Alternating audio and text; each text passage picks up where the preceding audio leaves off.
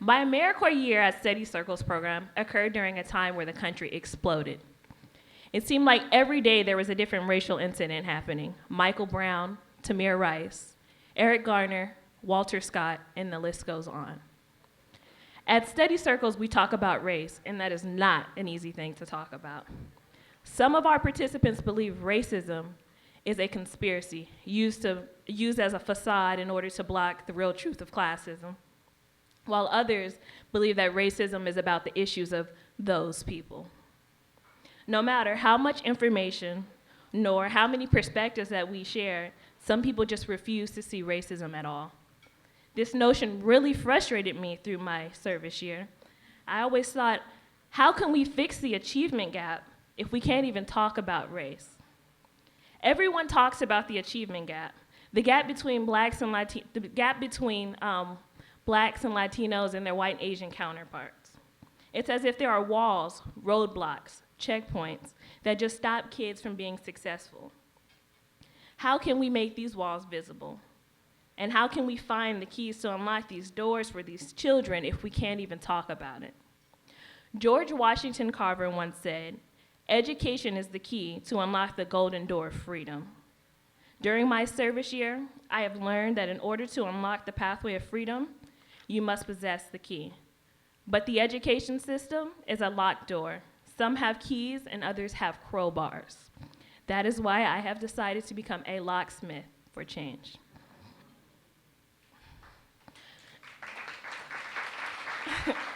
I did not always want this job. It wasn't until I met Paul and having the opportunity to share our work in Israel that I came to this realization. One thing led to another, and before I knew it, Jamarcus, Ben, and I were in Israel, giving a presentation to young Palestinian and Israeli peace activists. Who would have ever thought that we could afford to do this on our AmeriCorps budget? And let me tell you, I fell in love with falafels there, and I'm still looking for them. And if anyone knows where I can get a Gold Star beer, let me know. My most memorable experience there was meeting a young Palestinian man in the West Bank who told me his story, how he grew up in Palestine, and how he had never once been across the checkpoint into Israel. I was very confused. How could you live 15 minutes from somewhere and never be permitted to go there? I struggled to understand how this checkpoint, a physical barrier, kept people apart. I instantly had an aha moment. What is hidden in America is here in plain sight: walls, barriers, and checkpoints. Only in America, the checkpoint is invisible. It's called the achievement gap. A barrier that only permits students through who have been able to fuse with the melting pot of American identity. But it is not just barriers that kept people apart, but the system that reinforces the mortar that keeps these walls together. My whole life has been about prying open closed doors, allowing my education to be my crowbar and my family my leverage, as I walked into rooms that I was not supposed to be in.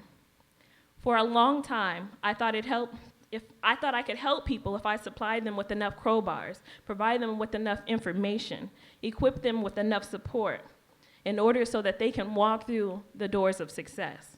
However, as long as we keep rebuilding the same oppressive systems, you will never open enough doors to enough people.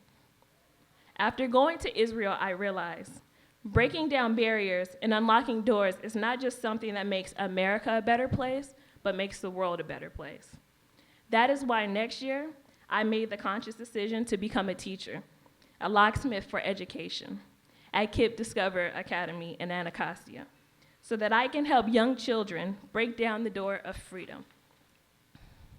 I started this year frustrated and feeling hopeless, but I'm ending this year realizing that there are many doors that need to be opening and many systems that need dismantling. Now I am ready to use my tools to be a locksmith for change, opening the doors of freedom. And maybe one day we won't need doors or keys at all. Maybe one day we'll stop building the walls and remove the last vestiges of racism that hold us all back. I want to thank Study Circles and everyone, John Landsman, my boss, Yesenia, Escolastico and Dina Kune for teaching me so much about the importance of dialogue and how dialogue really does change things, because we can't fix something if we don't talk about it, right?